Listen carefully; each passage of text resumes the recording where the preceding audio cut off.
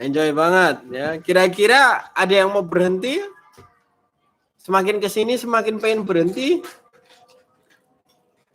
Atau semakin semangat? Semangat. Serius. Ya. Agak susah nggak sih? Jadi murid Tuhan itu susah nggak? Itu lucu banget. Jadi, aduh, tidak mudah.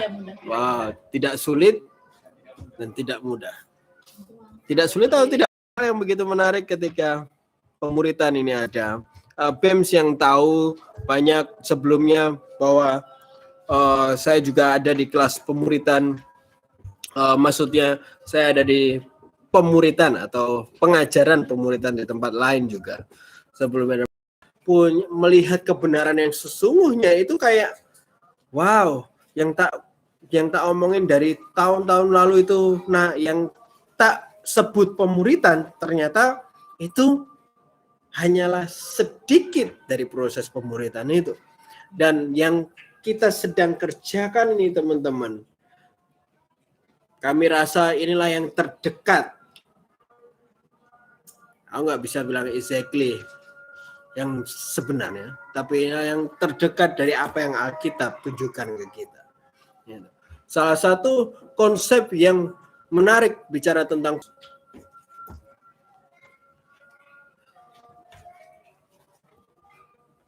Markus 3 ayat 13.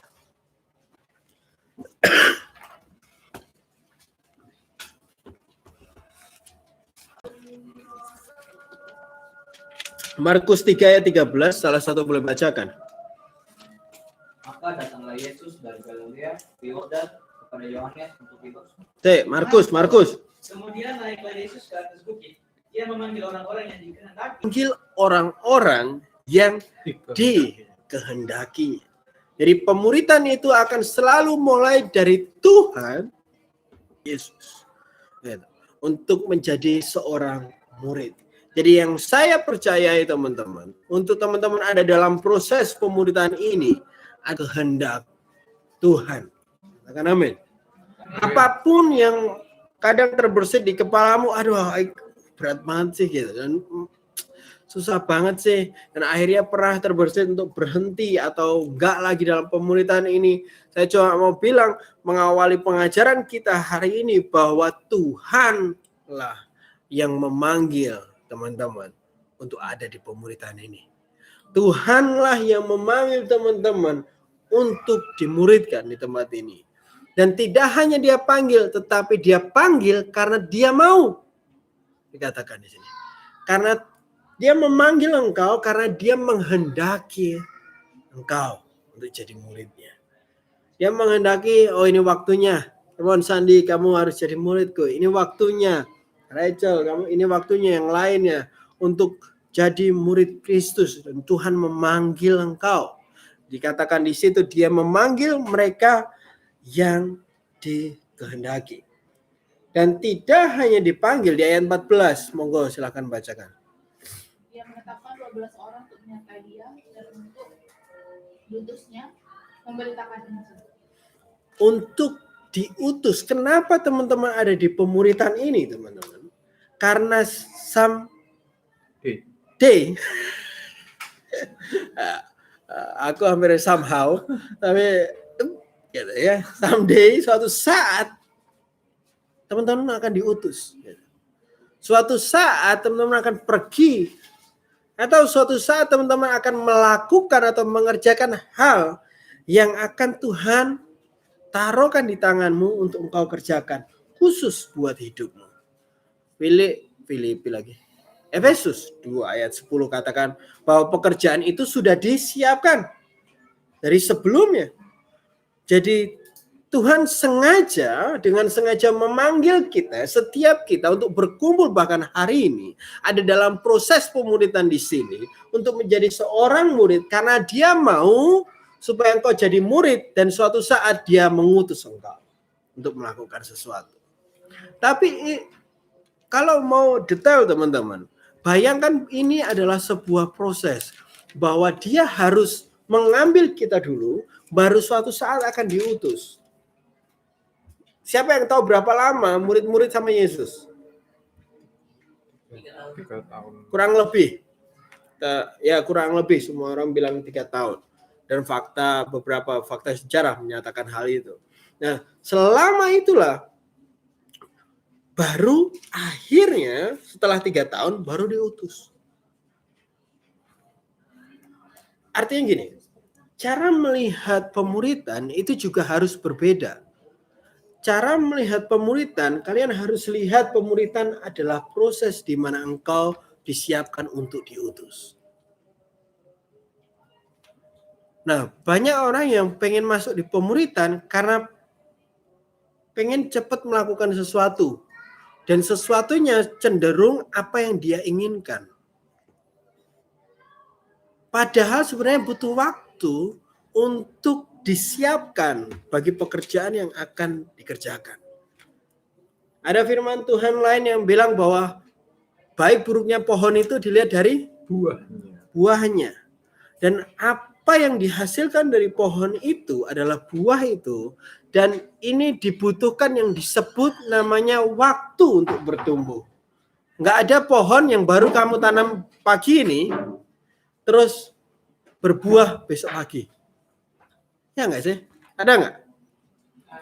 Walaupun pohon yang udah besar sekalipun. Cangkokan atau pindahan, pohon yang pindahan, pernah lihat nggak orang pindahin pohon? Besar banget. Ini aja bisa dipindahin tuh, mangga yang itu sebenarnya. Itu bisa dipindahin sama ahli-ahli yang pindah itu. Jago mereka. Bayarnya mahal. Aku pernah mindahin waktu dulu kerja di apartemen itu. Aku minta pindahin karena tata anaknya jelek. Itu satu pohon 400.000.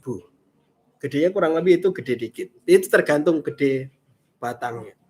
Tapi mereka bisa pindahin walaupun sudah besar. Akan perlu waktu bahkan untuk hanya memproduksi daun. Belum lagi buah. Dan kita sadar bahwa ketika Tuhan memanggil kita, teman-teman, ke dalam pemuritan, itu adalah Tuhan memanggil kita kepada suatu proses. Amin. Memanggil kita ke dalam waktu pertumbuhan, di mana Tuhan mau kita bertumbuh untuk kita diutus. Tuhan mau kita berkembang untuk ada waktunya ketika Tuhan lihat ini siap berbuah. Atau Tuhan lihat buahnya dari hal itu. Kadang kita saking antusiasnya bahwa I'm murid sekarang. Aku akan lakukan ini, itu. Aku kadang berpikir, bentar gitu. Nikmati proses yang Tuhan mau dulu. Karena yang memanggil engkau itu Tuhan. Dan yang akan mengutus engkau itu Tuhan. Artinya yang tahu prosesnya juga Tuhan. Tahu kapan kita akan mengerjakan sesuatu juga Tuhan. Gak bisa sama sekali kita ngerti. Ayat 15 salah satu bacakan. Dan diberinya kuasa untuk mengusir setan.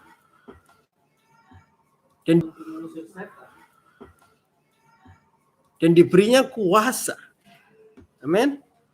Jadi tidak hanya dilengkapi di dalam masa pertumbuhan itu. Tidak hanya diajar waktu masa proses pertumbuhan itu. Tetapi dia akan juga beri kamu kuasa ketika engkau pergi.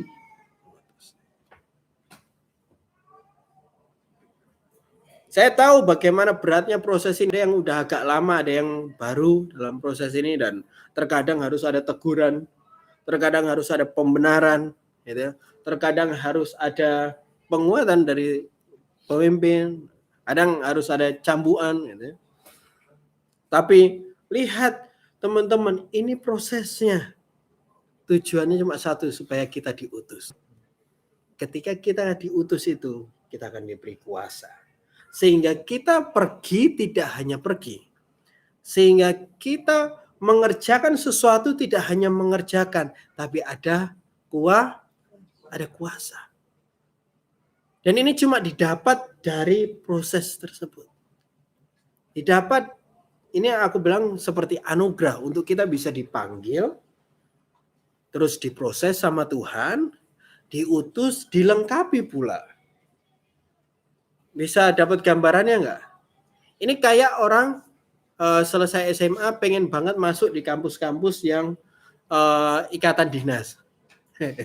Ya, ada nggak yang pernah di sini coba? Ada beberapa kampus negeri angkat tangan di sana. Yang ikatan dinas, kamu sekolah, dikuliahin, terus langsung dapat kerja, langsung diutus ke tempat di mana mereka kerja dan diberi kuasa juga kedudukan maksudnya. Kamu bisa ini, kedudukanmu ini. Dan proses itu sebenarnya Tuhan mau. Tetapi susahnya bahwa kelulusannya tidak ada yang tahu. Ada orang yang bisa bertumbuh cepat sekali. Ada orang yang semangat sehari, nggak semangat berikutnya. Semangat paginya, siangnya nggak semangat gitu kan. Konsisten seminggu, inkonsisten 3 minggu gitu.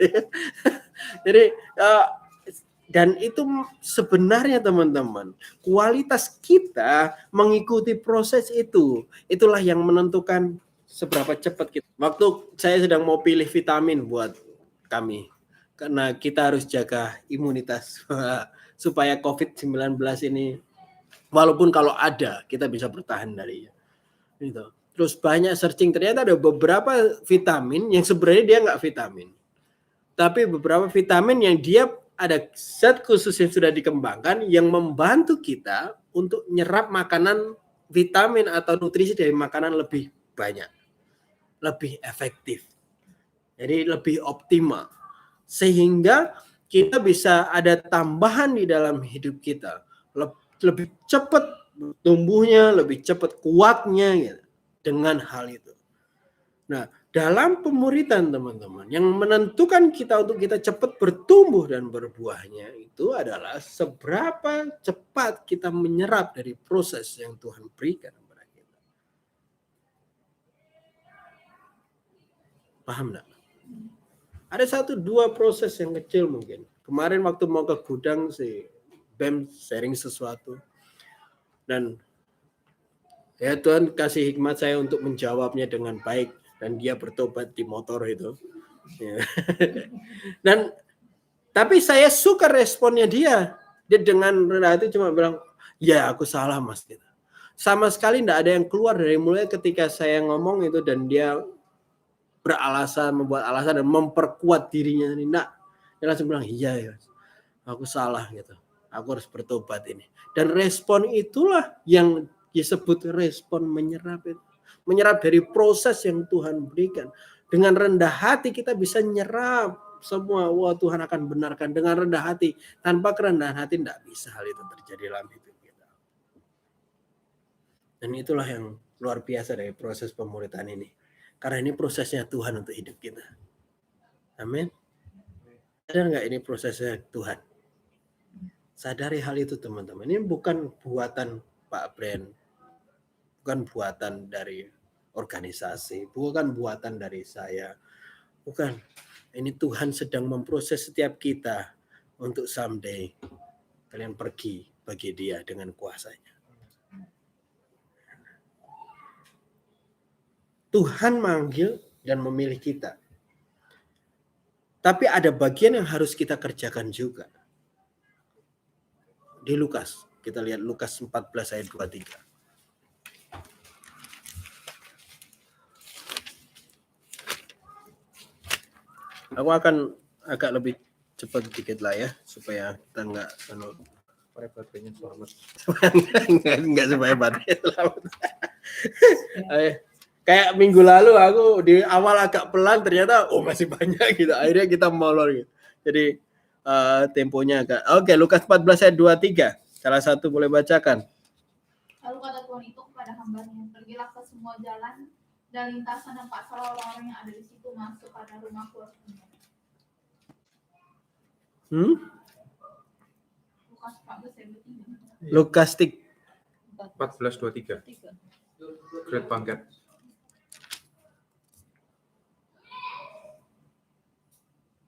Oh, ayat 24, sorry. Sebab aku berkata kepadamu, tidak ada seorang pun dari orang-orang yang telah diundang itu akan menikmati jamuan.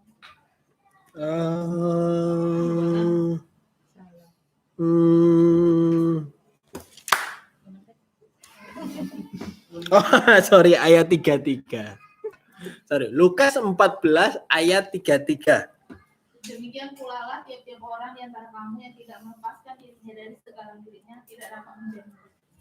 Amin. Dikatakan di sini, ini bukan perkataan saya, tapi ini juga sangat-sangat memberkati saya kembali untuk mengingat bahwa satu-satunya cara untuk jadi murid Kristus itu harus melepaskan, apa dikatakan di situ, segala miliknya, segala sesuatu. Garis bawahi kata melepaskan, katakan melepaskan. Melepaskan. Kita harus melepaskan dikatakan. Kalau mau dibalik adalah tanpa melepaskan, kita nggak bisa jadi murid Kristus.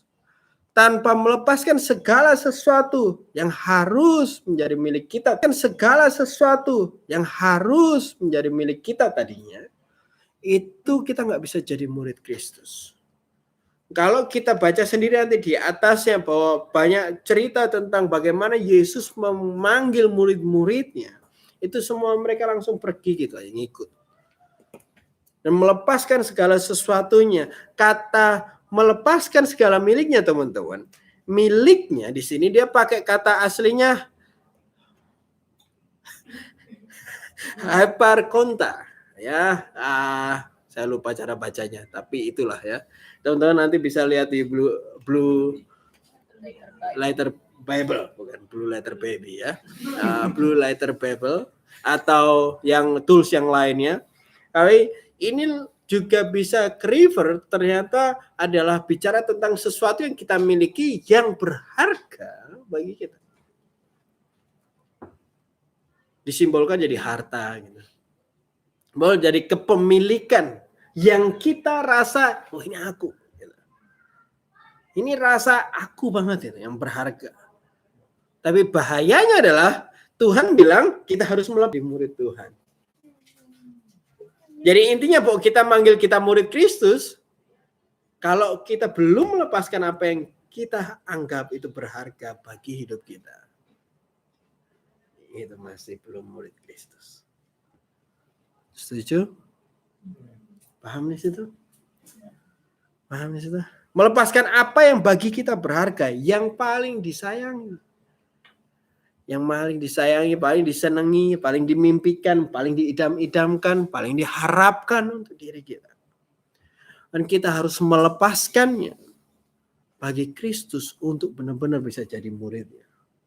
Kita pernah bicara tentang pruning atau pemangkasan dalam pengajaran lain. Masih ingat? Dan masih ingat? Semakin kamu cepat mangkas, makin cepat kamu bertumbuh. Kalau ada sesuatu yang Tuhan mau kita pangkas, kita pangkat secepatnya supaya bertumbuh dan supaya berbuah. Dan ini hal yang sebenarnya konsepnya sama teman-teman. Tapi saya mau lebih kuat untuk bicara tentang harus melepaskan, bukan nunggu itu lepas sendiri. Kadang sesuatu yang kita suka tuh, nanti aja biarin terus anggap supaya sampai titik di mana kita lupa, kita nggak terlalu suka, terus lama-lama supaya kita alih ke yang lain. Enggak, kita benar-benar harus punya action untuk melepaskan. Paham? Ya, bisa mengerti di sini ya. Ada yang masih belum bisa melepaskan sesuatu untuk Tuhan sampai saat ini? Ada? Yang ada katakan amin. Yang ada. Yang masih ada, yang masih belum bisa dilepaskan. Tapi sebenarnya Tuhan udah ngomong sesuatu untuk kita lepaskan. Mungkin terlalu takut untuk, ini kalau tak lepaskan nanti aku kayak gimana. Kalau ini tak lepaskan nanti hidupku kayak gimana. Tidak hanya bicara tentang masa depan, tapi bicara tentang aku udah biasa lakukan ini. Terus kalau aku berhenti dari lakukan ini. Karena sesimpel terkadang Tuhan suruh kita lepaskan kebiasaan juga. Kadang ada orang-orang yang Tuhan sedang kerjakan hal itu. Yang tidak melepaskan tidak dapat jadi murid, tapi sayangnya teman-teman. Nggak apa-apa sih kalau teman-teman nggak mau melepaskan, tapi sayangnya kalau nggak ngelepasin, nggak bisa jadi murid. Dan nggak bisa terima kuasa dan diutus berarti. Kayak di Markus tadi. Tuhan memilih teman-teman untuk jadi murid di tempat ini. Amin. Tapi ada syarat tertentu yang harus kita kerjakan. yaitu melepaskan hal yang engkau lagi sayangi. Melepaskan pacar. Jadi baper. Kok jadi baper sih? Oh, kayaknya ini kesaksian ini. Kesaksian ini. Ya. Ya, kita harus benar-benar teman-teman. Ya. Bisa ikut pemuritan, bisa ikut kelas seperti ini, bisa ada di dalam komunitas dan pengajaran, teman-teman, yang dimaksudkan bahwa tidak hanya itu, tapi ini bicara tentang harus ada sesuatu yang tetap kita lepaskan bagi Tuhan. Kita lihat satu komentar dari Paulus di Filipi 3 ayat 7 sampai 8. Saya harap ini ayatnya enggak keliru lagi ngetik. Iya. Bentar, ini tak benerin dulu yang tadi salah supaya enggak salah lagi. Satu ketika. Filipi 3 ayat 7 sampai 8. Salah satu boleh bacakan. Tetapi apa yang dahulu merupakan keuntungan bagiku, sekarang kuanggap rugi karena Kristus. Malahan segala sesuatu yang kuanggap rugi karena pengenalan akan Kristus Yesus, Tuhanku, lebih mulia daripada semuanya. Oleh karena Dia, aku telah melepaskan semuanya itu dan menganggapnya sampah, supaya aku memperoleh Kristus. Karena siapa Paulus menganggap segalanya sampah? Karena Kristus. Karena dia tahu value yang ada dalam Kristus. Lihat di bagian B ayat 8.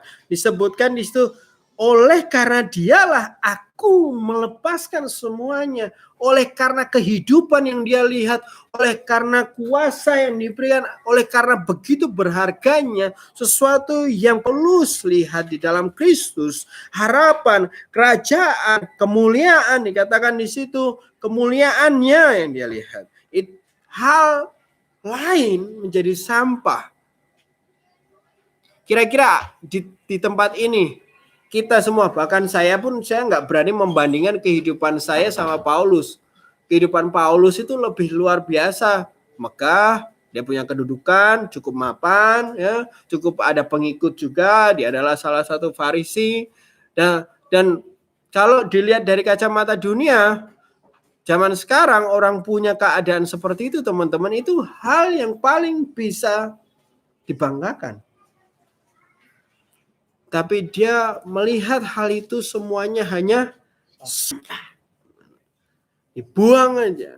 Karena dia tahu bahwa Kristus lebih berharga dari yang sampah itu.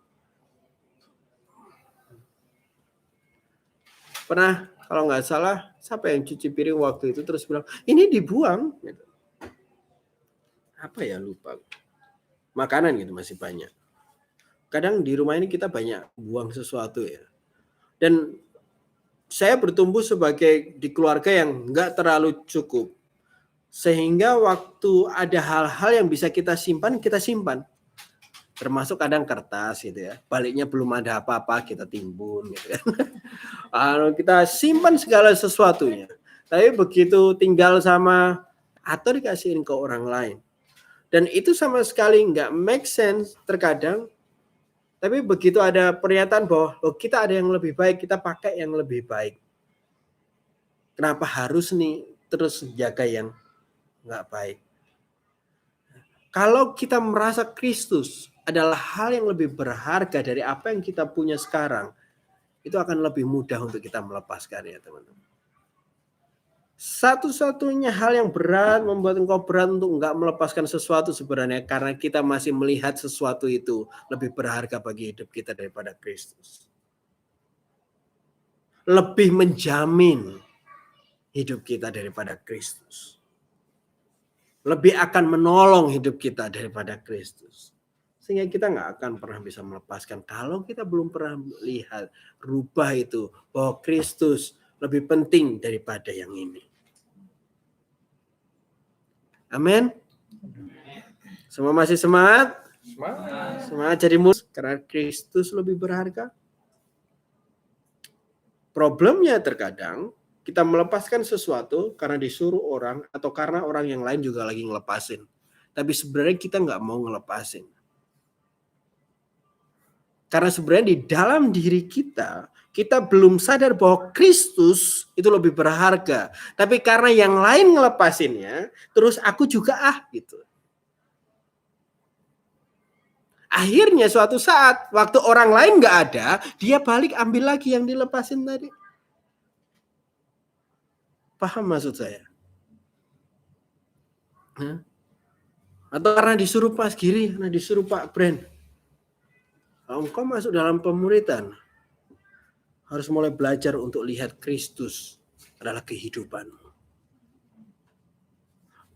Kalau engkau masuk dalam pemuritan, engkau harus belajar untuk melihat kerajaan Kristus adalah di mana engkau bekerja, dan itulah yang utama. Dan itulah yang berharga. Saya punya pertanyaan, apa yang sudah kamu lepaskan bagi Kristus?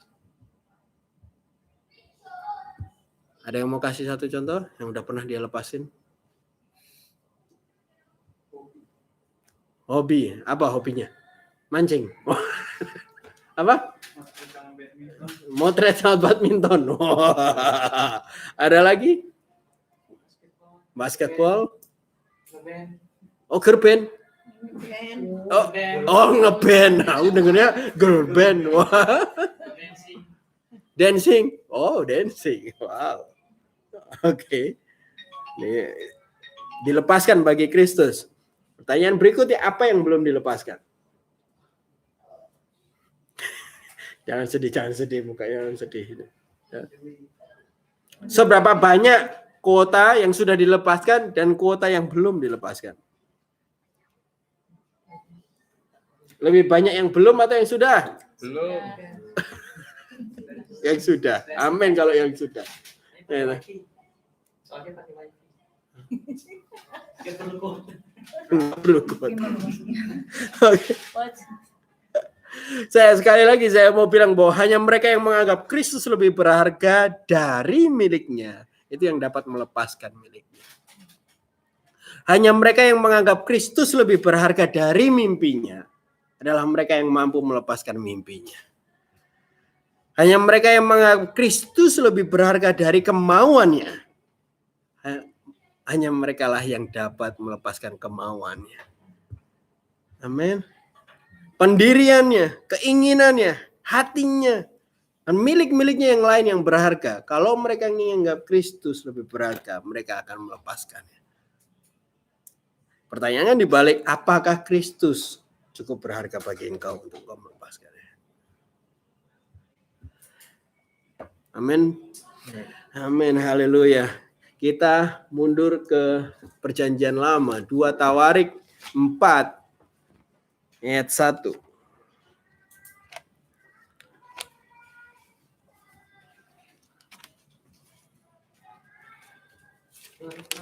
Dua Tawarik 4 ayat 1.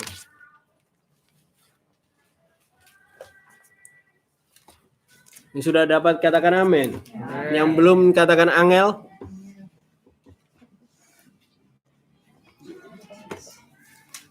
Dua Tawarik 4 ayat 1 saya bacakan. Lalu ia membuat mezbah tembaga yang 20 hasta panjangnya dan 20 hasta lebarnya dan 10 hasta tingginya.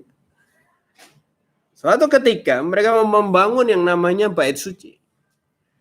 Dan salah satu kondimennya atau hal di dalam bait suci itu adalah mezbah. Bahasa aslinya, bahasa Ibraninya itu tulisannya mizbeah. Tapi saya rasa bacanya sama. Mezbah. Ya. Kalau bahasa Jawanya itu altar. Ya. Altar. Ya. Bahasa Jawanya altar. Ya. Jadi itu yang perlu kita pahami di sini, bahwa mereka membuat mezbah, ukurannya berapa di situ? 20 hasta. Siapa yang pintar matematika? 20 hasta, 1 hasta 45 cm, berarti berapa meter? 9 meter. Wah. 9 kali 9 meter, tingginya 10 hasta. 4,5 meter. Jadi besar itu, 9 kali 9 seberapa ya kira-kira? Besar itu. Dan 9 kali 9 meter. Itu luas. Itu kayak bisa untuk renang itu. Hah? 8 voli 18 ya. Berarti separuhnya. Berarti satu sisi dari 8 voli itu paling enggak. Oh, voli lapangan atau voli lapangan? Voli yang nggak lepas. Di pantai. Oh, ada voli pantai, itu beda ukuran. Nah, voli kampung beda lagi. Ukurannya. Nggak ada ukuran. Nggak ada ukurannya. Ya, jadi oh ya besar gitu. Dan ini dibuat di situ adalah ya benar, ukurannya 9 kali 9 kali 4,5 gitu bait suci. Di mesbah jadi banyak cerita di firman Tuhan di Alkitab ini. Banyak mereka yang membawa sesuatu, mengorbankannya di mesbah. Tidak hanya di bait suci ini. Banyak. Sebelum ada bait suci, Kain dan Hebel, ya, mereka sudah punya mesbah juga, tapi semua yang baik dari awal sampai pada kelanjutannya, itu semua mesbah adalah tempat di mana umat Tuhan mempersembahkan korban bagi Tuhan. Mempersembahkan sesuatu yang mereka miliki bagi Tuhan. Kalau di sini tembaga. Saya rasa waktu Abraham bawa Ishak itu, dia pakai Batu. kayu. Abraham. Adalah untuk membawa korban yang kita berikan kepada Tuhan. Apa yang dimiliki. Nah, kita lihat juga ketentuannya seperti apa sih. Kita lihat dia di Imamat.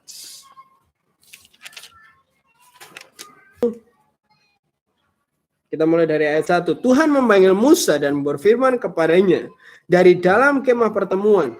Ayat 2, berbicara lembu sapi atau dari kambing domba. Jadi teman-teman, yang dibawa itu adalah dari ternak, dikatakan di sini. Nah, ternak sebenarnya adalah representatif dari sesuatu yang hidup. Tuhan nggak mau bawa mereka bakar emas-emasannya gitu ya. Atau bajunya. Sesuatu yang hidup. Ternak juga bicara tentang sesuatu yang mereka miliki, yang sudah hidup bareng mereka. Bahkan di dalam ketentuan Paskah, di passage yang lain, di ayat yang lain, mereka harus bareng domba itu dalam periode waktu tertentu. Tapi saya nggak bahas itu. Nanti waktu ntar lagi mau Paskah, kita akan rayakan Hari Raya Paskah bersama-sama. Jadi nanti di situ dijelaskan. Nah, di setiap mereka harus bawa ternak mereka. Dan kalau teman-teman baca ke bawah, ada yang bawa lembu sapi, ada yang bawa kambing domba, ada yang bawa burung gitu. Tapi ini hal yang menarik. Kita lihat mulai dari ayat 5. Kemudian haruslah ia menyembelih lembu itu. Domba, kambing domba. Ayat 15 ini bicara tentang burung. Imam harus membawa ke mesbah lalu memulas kepalanya. Mau menyembelih, tahu memulas gak? Pernah dibunuh. Harus dimatikan, teman-teman. Harus disembelih dulu. Itu nggak hidup-hidup taruh. Harus dimatikan, yang dikorbankan, yang dibawa ke altar Tuhan, ke mesbah Tuhan, ke persembahan Tuhan, itu harus disembelih atau dimatikan dulu. Bahkan kalau kalian teman-teman ingat cerita tentang Ishak, itu Ishak udah hampir dihunus. Kan? Tuhan kok nggak muncul-muncul ya? Mungkin nggak juga. Tapi dia begitu mau diginiin, Tuhan kok nggak muncul-muncul ya? Mungkin nggak juga. Tapi dia begitu mau diginiin, baru Tuhan ngomong. Ya. Ya. Ada sesuatu konsep bahwa ketika kita mengorbankan, waktu kita taruh korban kita di altarnya Tuhan, di mesbahnya Tuhan, pastikan kita juga mematikannya.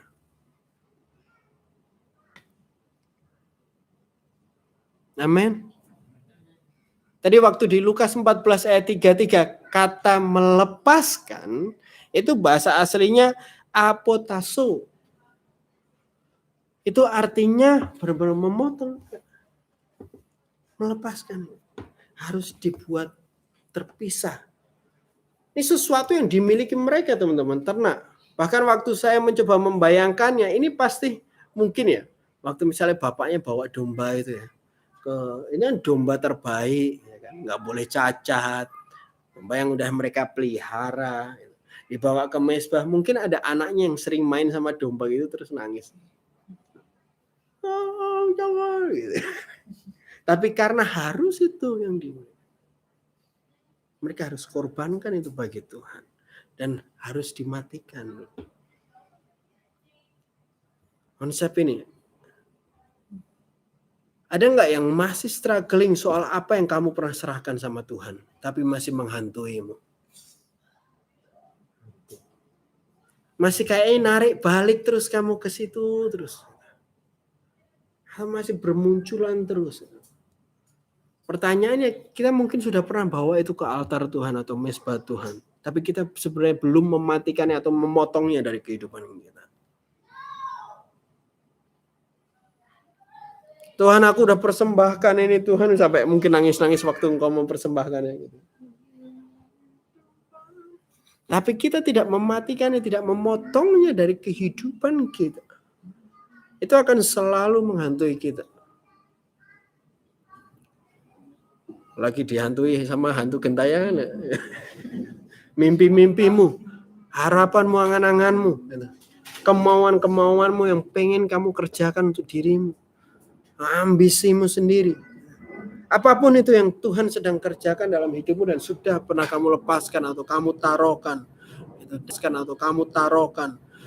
dan masih susah banget untuk benar-benar lepas dan fokus sama Tuhan, susah banget gitu. Selalu ada di situ karena sebenarnya keinginanmu, kesukaanmu atau merasa memiliki hal itu masih ada. Belum dimatiin. Belum dipotong. Belum disembelih.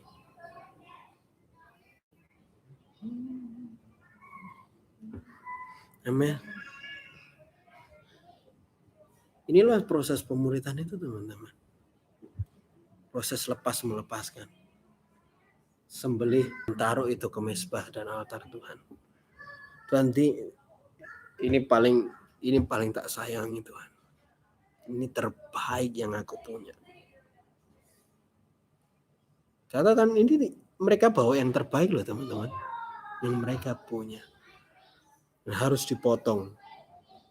Dimatikan. Kebanyakan dari kita kan terkadang kita masih bawa ke Tuhan. Sebenarnya kita masih biarkan itu hidup di dalam hidup kita. Dan akhirnya dia lompat balik lagi ke rumah. Yang kita udah pernah lepaskan itu, Pak. Balik lagi ke pikiran kita waktu kita lagi nyantai. Lagi sendiri. Balik lagi ke hati kita, pengen untuk hal itu. Balik lagi. Jangan-jangan apa yang dipersembahkan kemarin-kemarin belum disembelih. Alias belum mati dari hidup kita.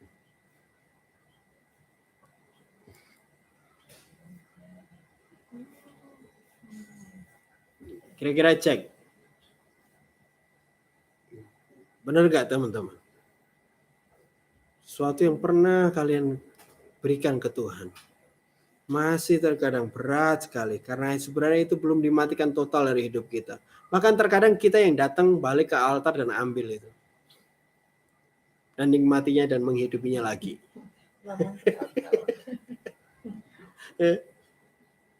Punyaku masih di sana, diambil lagi. Nggak jadi Tuhan gitu. Maaf ya gitu. Ya. Pernah nggak punya keinginan untuk balik lagi gitu? Pernah nggak? Hantui terus. Saya cuma mau bilang malam hari ini gitu. Maaf ya gitu. Ya. Pernah nggak punya keinginan untuk balik lagi gitu? Pernah nggak? Hantui terus.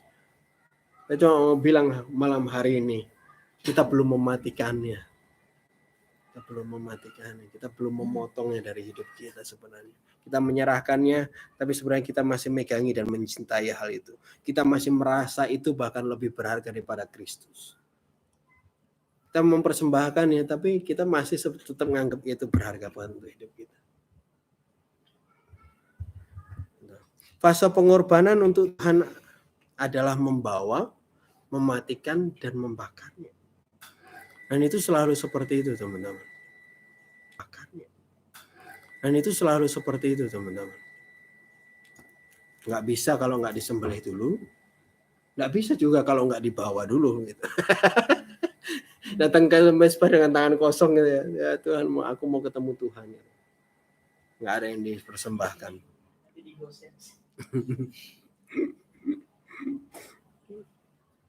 Kita ke 1 Raja-Raja ya.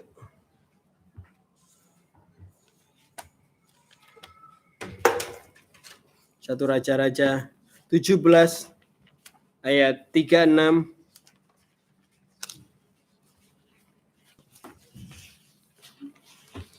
Saya mau memperlihatkan apa yang terjadi ketika korban itu ada di atas mezbah itu. Enggak sampai 36, 34. Hah? 12 tuh. 1 Raja-Raja. 17, 3 sampai 6. Ayat 36. Salah ngetik lagi nih. Ini pagi ini masih ngantuk-ngantuk kayaknya aku lihat layar gini ya. Ya bentar tak cek. Saya belum sampai sana soalnya.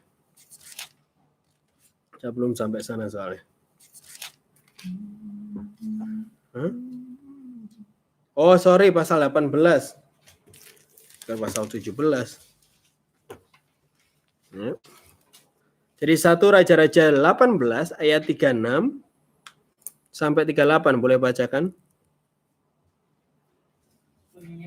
Kemudian pada waktu mempersembahkan korban petang, tampillah Nabi Elia dan berkata, "Ya Tuhan, Allah Abraham, Ishak dan Israel, pada hari ini biarlah diketahui orang bahwa Engkaulah Allah di tengah-tengah Israel, dan bahwa aku ini hamba-Mu, dan bahwa atas firman-Mu lah aku melakukan segala perkara ini. Jawablah aku, ya Tuhan, jawablah aku, supaya bangsa ini mengetahui bahwa Engkaulah Allah, ya Tuhan, dan Engkaulah yang membuatkan kuat hati mereka tobat kembali. Lalu turunlah api Tuhan menyambar habis korban bakaran, kayu api, batu, dan tanah itu, dan bahkan air dalam parit itu habis dijilatnya." Amin. Ini untuk refresh bagi teman-teman yang udah tahu cerita yang belum. Ini adalah cerita tentang Nabi Elia. Dia lagi di Gunung Karmel, sedang melihat bagaimana banyak orang nggak percaya terhadap apa yang sedang dia lakukan. Dan di situ inti ceritanya nanti bisa baca lagi. Inti ceritanya dia sedang berdoa, Tuhan turunkanlah. Bahkan dia nyiram air itu untuk supaya hal itu nampak ini adalah benar-benar Tuhan yang cuma bisa lakukan itu. Dan ketika korban itu udah ada siap di mezbah, teman-teman. Dia dikatakan di situ udah ada korbannya di situ. Udah dimatiin di situ. Ada mezbah di situ. Yang terjadi adalah Tuhan menjawab. Tuhan nggak ngomong apa-apa sih di situ. Tapi dia nurunkan api. Dia Tuhan melakukan sesuatu. Tuhan menjawab sesuatu yang ada yang didoakan oleh Elia. Intinya adalah begini teman-teman. Ketika mezbah kita benar, ketika apa yang kita korbankan ini benar, gitu. Yang terjadi adalah di mezbah ini sebenarnya tempat interaksi kita sama Tuhan. Makanya ada sebutan mezbah keluarga gitu kan. Tapi kalau ada mezbah keluarga, nggak ada interaksi sama Tuhan, ada salah sama mezbah itu. Mungkin nggak ada korbannya, mungkin jangan-jangan. Atau korbannya belum dimatikan, belum disembelih.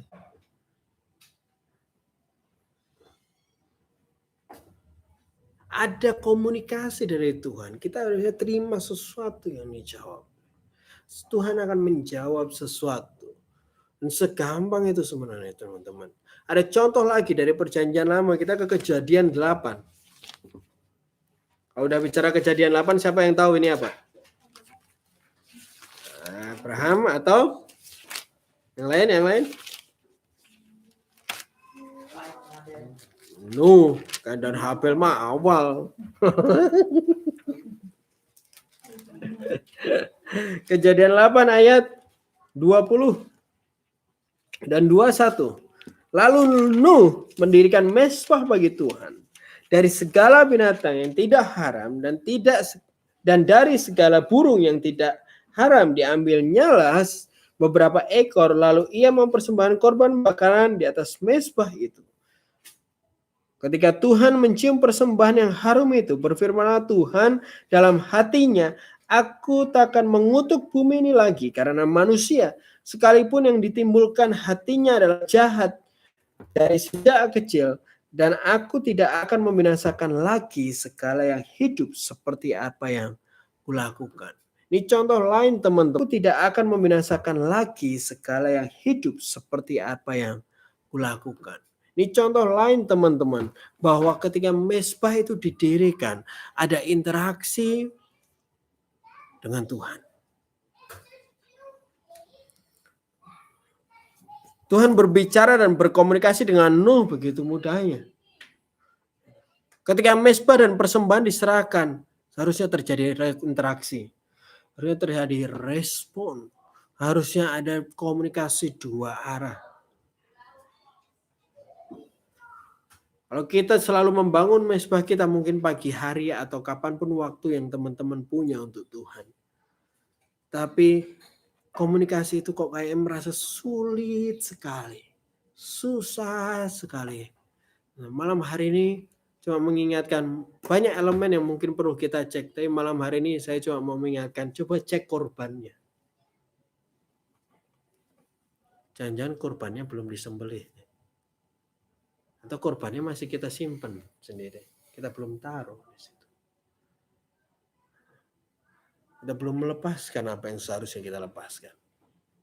Sehingga rasanya kok Tuhan jauh sekali gitu. Susah banget.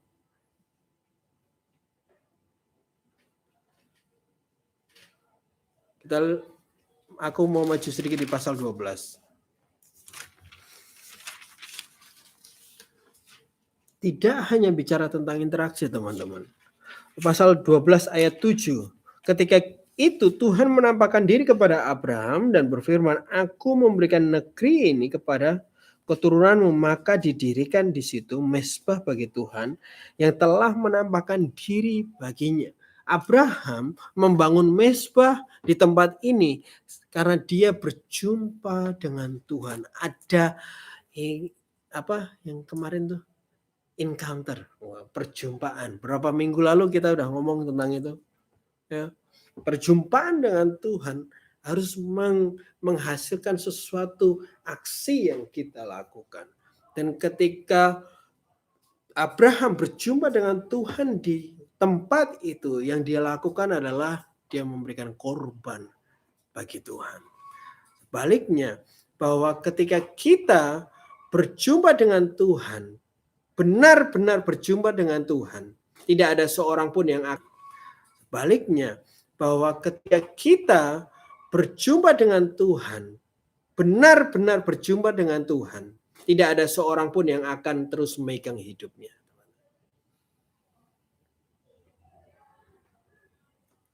Paulus berjumpa sama Tuhan, langsung hidup yang lama jadi sampah. Saking luar biasanya perjumpaan itu.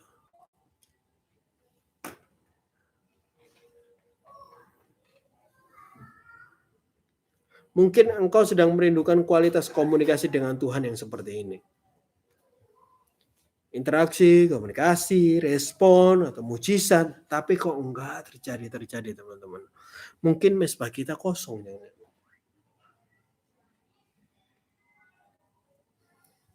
Ini yang harus dikorbankan, nggak dipersembahkan. Seharusnya kita lepaskan, kita nggak lepaskan. Seharusnya kita memiliki tindakan untuk hal itu, tapi kita tidak mengerjakannya. Atau mungkin yang kita korbankan, kita belum matikan. Kadang masih lari menghantui hidup kita lagi. Untuk kita fokus jadi murid Tuhan. Lo kasih tahu kanan kirinya untuk bilang kira-kira kamu yang mana?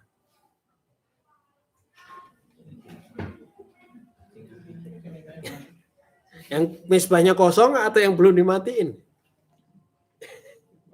Misbahnya Dua-duanya. Gimana dua-duanya? Udah kosong, belum dimatiin lagi. Masih hidup di rumah gitu ya.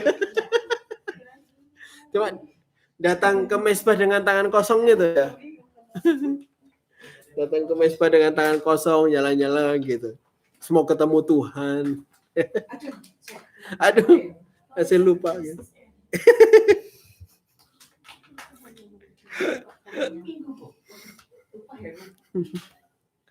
Inilah takbul merah lagi ini. Ada pertanyaan, apa kamu sudah mengorbankan apa yang dia mau kamu korbankan? Ini sulit. Akan jadi sulit memang. Kalau apa yang dia mau kamu korbankan? Ini sulit. Akan jadi sulit memang. Kalau kamu masih menyayanginya. Ya, kalau kamu masih menyayanginya, melepaskannya, susah. Ini nggak bicara pacaran loh ini. Sandi langsung senyum-senyum aja. Cuma senyum loh. Punya pacar, San? Itu dia. Bos. Jadi akan terasa sulit benar-benar kalau kita masih menyayangi hal itu. Kita masih mengingininya. Masih pengen hidup kayak gitu bahkan. Dan itu akan sangat sulit. Sangat berat. Tapi saya rasa Tuhan sudah bicara ke hati masing-masing. Kalau hal itu memang harus dilepaskan, teman-teman. Harus diangkat, ditaruh di mesbah itu, terus disembelih. Untuk Tuhan. Dikatakan di imamat tadi, bahwa mereka harus bawa ternak untuk Tuhan.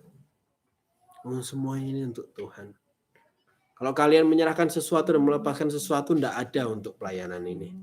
Nggak ada untuk siapapun dari kami. Tapi ini semua untuk Tuhan. Amin. Ada satu tulisan Paulus yang menarik di Galatia. Galatia 2 ayat 20.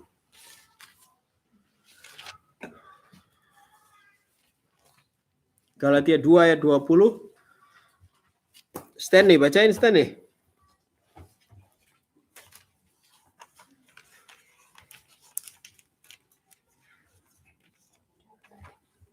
Namun aku hidup, tetapi bukan lagi aku sendiri yang hidup. Kadang kehendak Tuhan, kadang kehendak sendiri.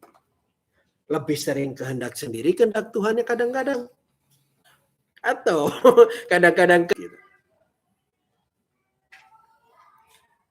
Tapi apakah kita pernah berpikir kita rindu untuk hidup kita memberkati Tuhan?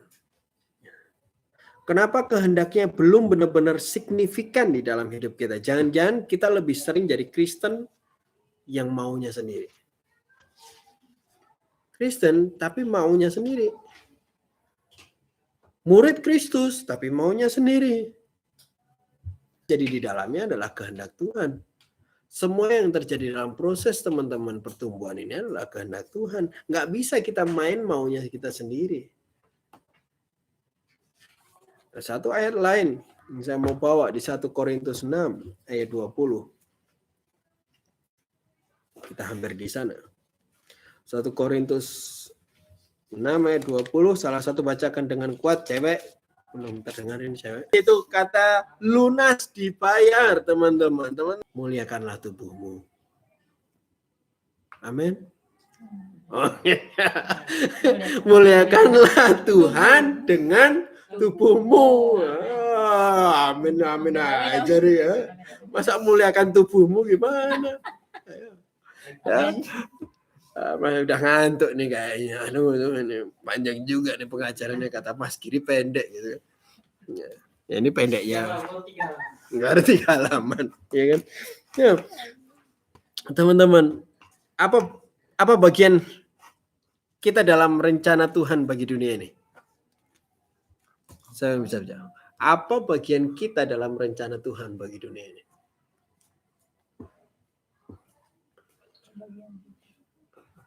Apa bagian kita Menyerah.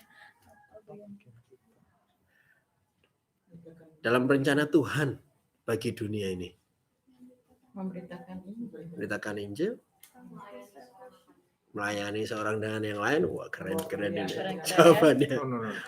Mengasihi, Untuk Memberikan- melakukan perbuatan baik di sesuatu yang dipersiapkan Tuhan untuk kita. Efesus berapa? Efesus 8 ayat Efesus 2 ayat ayat 10. 10. 10. Nah, Sederhana jawabannya sebenarnya. Apa bagian kita? Dipakai sama Tuhan. Bagian kita sesederhana itu, teman-teman. Karena Tuhan udah bayar kita, biarkan Tuhan pakai hidup kita. Pakai tangan kita ini, pakai mulut kita ini, pakai pikiran kita, pakai hati kita, pakai seluruh yang ada di dalam hidup kita. Untuk rencananya bagi dunia ini. Makanya di sini disebutkan sudah dibayar lunas. Bukan pakai Tuhan untuk hidup kita, tapi biarkan Tuhan pakai hidup kita. Ya. Kenapa? Karena kita sudah mati. Ingat, kita udah mati. Tapi terkadang banyak orang Kristen yang zombie. Ngakunya mati tapi masih hidup. Tapi masih keinginannya sendiri yang jalan. Kak, saya tulis di sini note. Tidak semua cacat masih keinginannya sendiri yang jalan. Kak, saya tulis di sini note. Tidak semua catatan kecil aja. Tidak semua hal yang rohani itu hal yang Tuhan mau kerjakan melalui kita.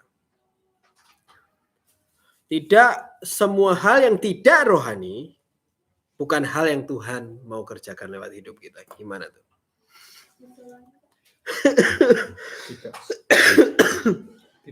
Tidak semua hal yang rohani itu adalah hal yang mau Tuhan kerjakan melalui hidup kita.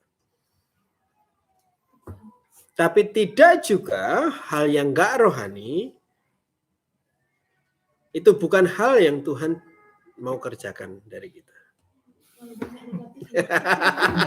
Negatif gitu ya. Intinya kita kan terlalu terpenjara dengan segala sesuatu yang Tuhan mau kerjakan dalam hidup kita itu hanya hal-hal quote and quote rohani. Iya. Semua hal bicara tentang rohani, Alkitab, apa lagu rohani, apa-apa, dan itulah yang Tuhan panggil gitu. Bukan menurunkan mereka, tapi mereka nggak bisa nyanyi. Tapi mereka ada hal yang luar biasa di balik hidup mereka yang lain. Dan Tuhan menempatkan mereka tuh bukan WL. Seakan-akan sekarang ya, segala sesuatu yang bicara tentang panggilan Tuhan itu segala sesuatu yang bentuknya yang kita sebut rohani sekarang. Paham nggak? Nanti ketika sudah selesai, Tuhan rasa kamu udah cukup bertumbuh luar biasa. Tuhan mengutus engkau untuk satu tempat menjadi bapak buat banyak anak di sana. Bukan berarti kamu punya anak banyak ya, tapi mungkin kamu buka panti asuhan atau apa. Itu juga bisa loh. Itu juga bisa panggilan Tuhan. Atau kamu jadi pengusaha, atau kamu Tuhan panggil engkau dalam politik, whatever itu. Kita nggak bisa benar-benar ngotakan bahwa Tuhan pasti panggil kita untuk ini. Dan kalau nggak ngerjain yang itu bukan panggilan Tuhan. Paham nggak maksud saya di sini? Karena tujuan Tuhan cuma Tuhan mau pakai hidup kita untuk bagian kerjaan yang Dia udah rencanakan bagi dunia ini. Ada satu bagian, percaya hal ini, bahwa Tuhan punya rencana bagi Indonesia ini. Amin. Amin. Dan setiap kita punya bagian dalam rencana besar itu. Nah, kalau kita gagal dalam pemuritan, bagian itu nggak ada yang ngerjain. Sementara ini. Kalau kita makin lama di pemuritan juga, ini nggak akan kerjain. Paham nggak? Kalau kita makin parah, Tuhan bisa panggil orang lain sebenarnya untuk ngerjain itu. Tapi bayangkan hal ini tadi yang di quote sama Kerwin, Efesus 2 ayat 10, bahwa ada pekerjaan yang sudah disiapkan untuk diri kita semua. Jadi semakin lama kita nggak melepaskan sesuatu teman-teman, sebenarnya semakin lama pekerjaan itu menunggu untuk kita selesaikan. Jadi nggak sesederhana sebenarnya cuma mau ngikutin kemauan kita. Enggak, ini bicara tentang pekerjaan yang besar Tuhan tentang dunia ini. Karena kita dipanggil untuk diutus. Karena kita dipanggil, kita diproses untuk bertumbuh, untuk mengerjakan sesuatu hal itu. Paham? Bisa ngerti benar? Amin. Seberapa banyak yang masih struggling untuk melepaskan miliknya? Cuma 3 orang aja nih. Wah, betul. Seberapa banyak? Agak dua tangan dua. Aku akan kaki. Seberapa banyak yang masih sering dihantui? Angkat tangan. Wah. Pada kesurupan ya. Saya kasih resepnya, ya. Saya kasih resepnya di Roma 8. Ini terakhir, ayat terakhir malam kita. Ya. Lu doang kali, Sen. Oke, Roma 8 ayat 12.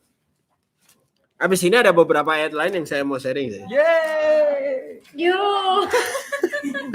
Ya lagi ini. Roma. Ini ya beneran. Roma 8 ayat 12 sampai 13.